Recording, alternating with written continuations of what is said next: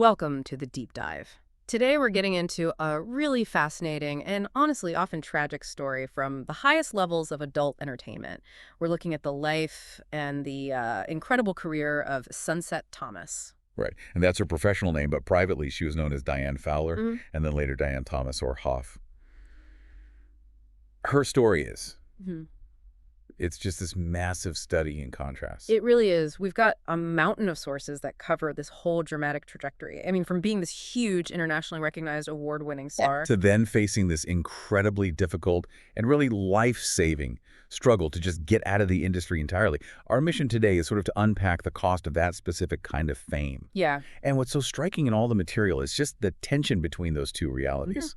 On one hand, you have someone who's got, I mean, it's the industry equivalent of major movie awards, Yeah. multiple Hall of Fame inductions. study. But then the sources show that underneath that, glittering surface, there was this reality of financial exploitation, deep personal trauma, and just a fight for basic safety when she tried to retire. And it's crucial to note she now prefers to be called by her real name, Diane, especially when talking about that struggle. Yes. And we really have to stress the level of professional acclaim here. This was not a small career. She was the runner-up for Penthouse Pet of the Year in 1998. And she's a member of 4 separate halls of fame. That's AVN, the Adult Video News, XRCO, which is the X-Rated Critics Organization. And 2 others, Porn Block and Legends of Erotica. I mean, this is basically the Mount Rushmore of industry recognition. It signifies decades of success. So let's unpack where that drive came from. Diane Fowler was born in Sikeston, Missouri, back in 1972. And she came from a huge, complicated family. Huge. One of 10 or even 11 siblings. And her early life was just constant upheaval, bouncing between Virginia, Texas, Tennessee, before finally spending her teenage years in Daytona Beach, Florida. Where she drops out of high school in 10th grade. Yeah. And that movement, that lack of stability, it really provides a crucial context for the kind of aggressive pursuit of success we see later on. Absolutely. So she lands in Fort Lauderdale, starts working, doing everything from waitressing to being a trophy girl at a NASCAR track. Right. And then at just 18 years old, in 1991, she shoots her very first adult film. Over her career, the sources confirm she was in at least 213 films. 213. That volume of work, it just requires immense dedication. It does. And that longevity, that visibility, it allowed her to do something really interesting that very few in the industry had done successfully before her. Which was what? She publicly bridged the gap between adult filmmaking and legal sex work. By the early 2000s, she was known as one of the first top-level porn stars to openly work as a legal prostitute in Nevada. And that just magnified her brand exponentially. Totally. Which brings us right to her work in Nevada at the Moonlight Bunny Ranch. The owner, Dennis Hoff. Who she dated. And she actually legally adopted the name Diane Hoff from him during that time. Right. And he claimed she was commanding $2,000 a night. You have to just stop and think about that number. It's astronomical income for a single night. Absolutely. And it's an incredible earning potential. And this is really where that central tension of her story starts to come into focus.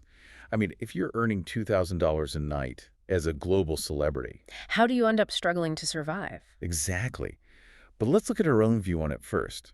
She gave this really striking quote to The Observer, where she just stated, flat out, that there is no real difference between pornography and prostitution. Wow. That's such a powerful quote because it just strips away all the legal or artistic distinctions other people try to make. For her, it was the same experience. Yeah. And that blended work is what brought her into the mainstream media lens. She was featured really prominently in that HBO documentary series, Cat House. Right, in 2002, and then the sequel in 2003. And then again in another documentary in 2005 called Porn Star Pets. So she wasn't just working, she was actively building this public personality that crossed all these different, often contradictory spheres. She basically became the face of the Nevada brothel system for a while. It's amazing that someone this visible still felt like they needed to pursue, validation or maybe stability somewhere else. Yeah. Let's look at her other mainstream crossovers. Her visibility went way beyond just HBO documentaries. What do the sources tell us about the ambition there with her TV appearances and writing?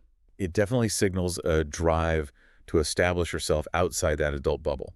Maybe seeking a kind of legitimacy or security that the industry itself just couldn't give her. Yeah. She was a contestant on a British reality series called My Bare Lady in 2006. Just think about the cultural whiplash of that for a moment. Right. And the daytime talk show circuit really captured that dual identity she was living. She was on the Montel Williams show in 2007, talking about her career and being a mother. So positioning herself as a woman navigating this difficult professional path while raising her kids. Exactly.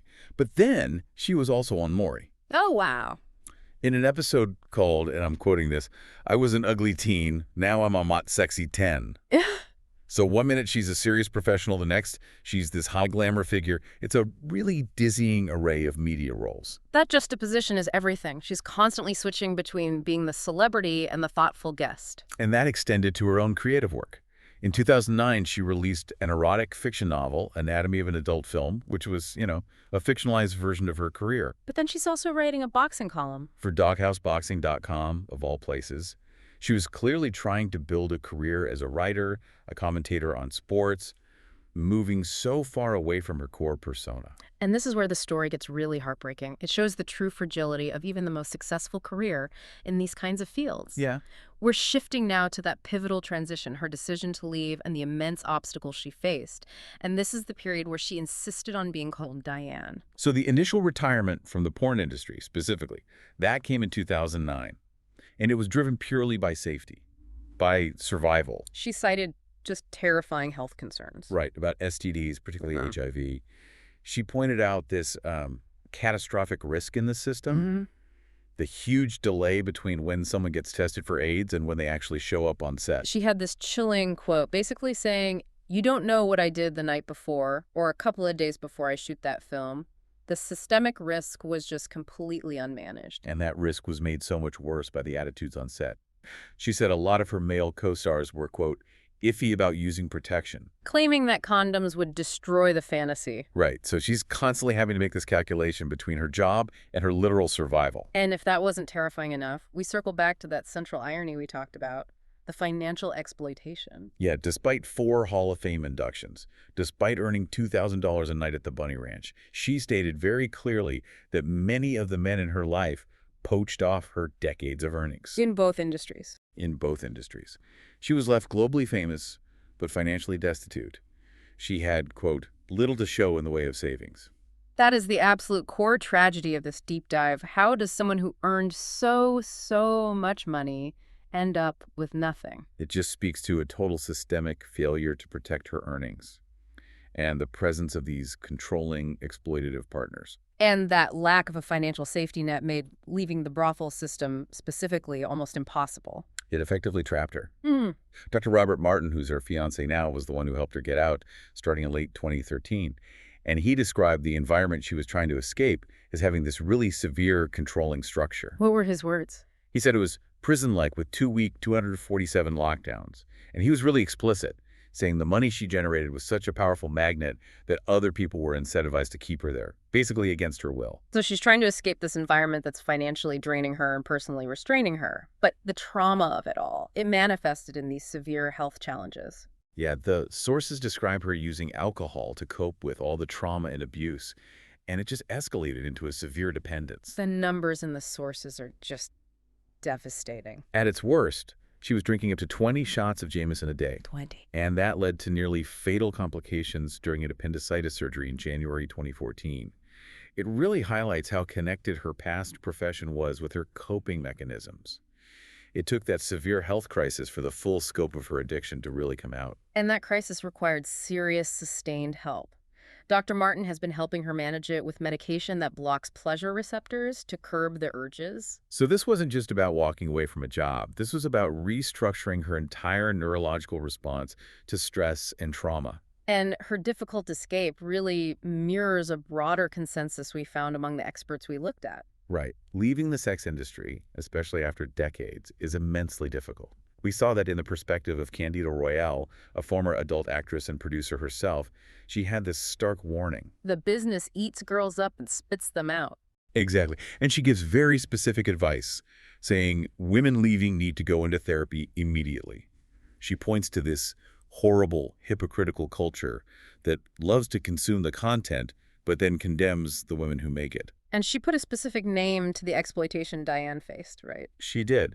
She identified one of Thomas's past partners as a suitcase pimp, which is a very clear term for a man living solely off a woman's earnings. Law enforcement sources confirm this difficult reality, too.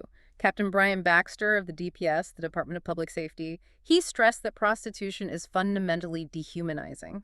And that over time, it can become, in his words, hardwired into women to just expect abuse. He said the biggest challenge is purely financial. How to pay the bills without going back into that life, especially when the temptation of that easy money is always there. It's a true economic trap, a vicious cycle where the security you need to leave is impossible to build while you're in the industry because of the exploitation. And the only way you know how to make that kind of money is to go back. And even the spiritual community echoes that.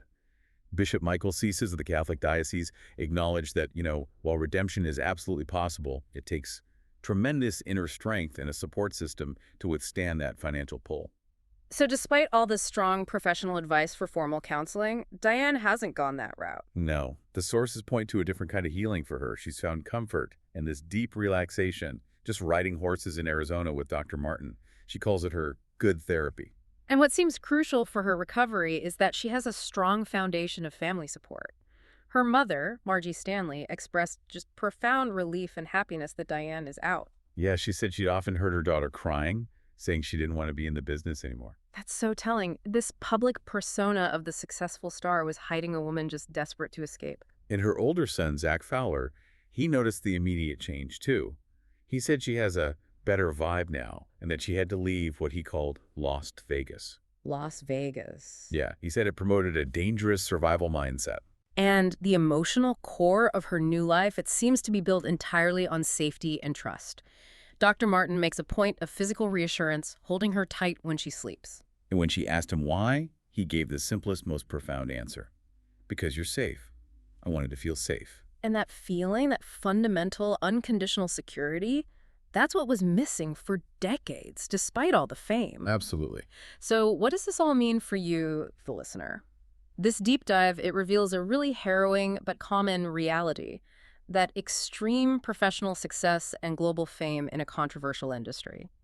It doesn't guarantee personal financial security or, more importantly, emotional safety. In fact, for Diane, the retirement process, just the act of trying to live a normal, healthy life, was arguably more challenging and more life-threatening than the career itself. And Diane refuses to apologize for her career.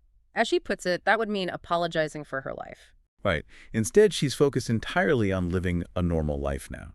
She stays in touch with fans who really appreciate her honesty and, as she says, love the new me. The fact that she's happy, healthy, and safe is just a monumental victory. It really is. So our final provocative thought for you to consider is this.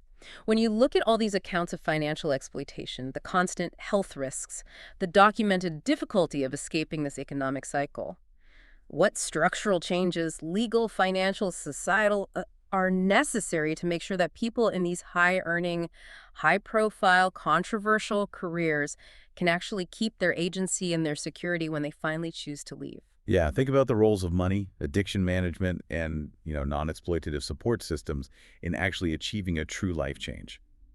Thank you for joining us on this deep dive. We'll be back next time with more crucial context.